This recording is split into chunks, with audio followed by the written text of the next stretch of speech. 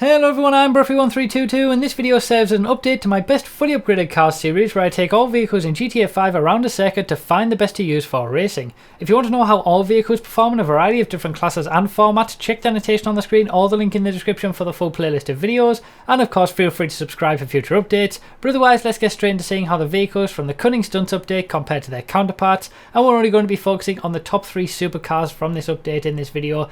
First up is the Tyrus in third place. This gets a lap time of 59.3 seconds. Now that is astonishing. Basically, to put that into perspective, the quickest car before this update was the X80 Proto, and that lap time was 1 minute 1.2 seconds. So this is a full nearly 2 seconds per lap quicker than the X80 and quicker than therefore any other supercar in the entire game. And only 2 land vehicles in the entire game have ever gone under that 1 minute barrier. Only 2 land vehicles have ever broken 1 minute around this track, and that is the Akuma and the Barty. So we've never had a car that even got under 1 minute 1 second, rather let alone 1 minute.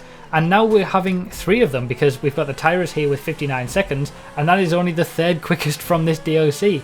So these cars all share very similar aspects in so far as they corner unbelievably quickly. They have huge amounts of traction, so you can take it around these corners so much quicker than anything else in the game. And the cornering speeds do take a bit of getting used to because you've never gone around corners this quickly before. So in second place we've got the ETR1. This gets a lap time of 59.1 seconds, so that's only 0.2 of a second quicker than the Tyrus. So really they're very well balanced, those two. The ETR1 and the Tyrus, very similar as well, and both very quick around a track, both getting 59 seconds. So to put it again, to give some perspective, the Tyrus with its 59.3 is pretty much exactly the same lap time as the Barty, and then the Akuma got a 59.6. So at this point we are now into the quickest vehicle we've ever seen go around this track in terms of land vehicles, and the ETR1 is about 0.2 of a second quicker than we've ever seen before. This is incredible. Really, these cars should have been in their own class. They should have been in a race cars class because they absolutely demolish everything else in the supercars class. If you have any vehicle in the supercars class now that isn't one of these 3, you are going to be way off the pace. So the ETR1 is in second, the Tyrus is in third, so that means in first place we have the RE7B. Now what kind of lap time does this get?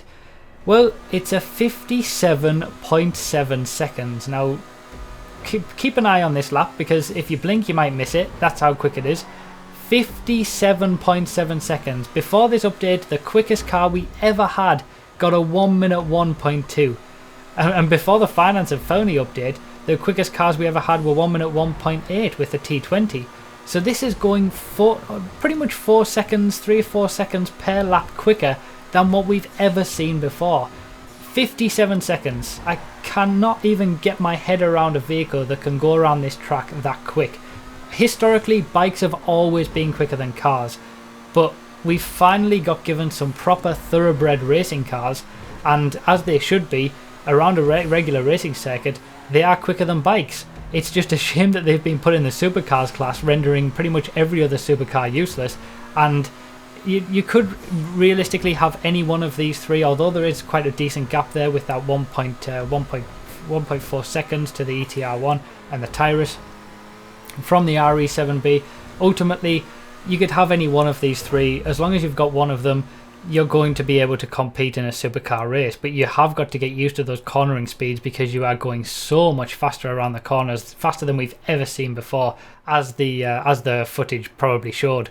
So that's pretty much it. Let me know all your thoughts down below. If you have seen this video once before and it had some different results, I apologise. I am going to release a video about that. That was a mistake on my part, but make sure, I will point out, make sure that you have a secondary spoiler on these vehicles. Do not leave the stock spoiler on the cars because you won't be getting the traction benefit, even though in Los Santos Customs it doesn't actually say anything like that. So yeah, that's pretty much it. Obviously I covered the supercars first because they are the most expensive and the ones that everybody wants to know about, but I am going to be releasing videos videos for all of the other cars that we got in this pretty huge DLC. There's going to be a lot of videos, a lot of coverage coming recently, so feel free to subscribe for that, all of that. But I just want to say thank you so much for the support recently. Let me know your thoughts down below about these cars and how quick they are, and be sure to leave a like and share it around and all that good stuff if you enjoyed. Thank you so much for the support, and thank you for watching. I really do appreciate it, and I'll see you next time.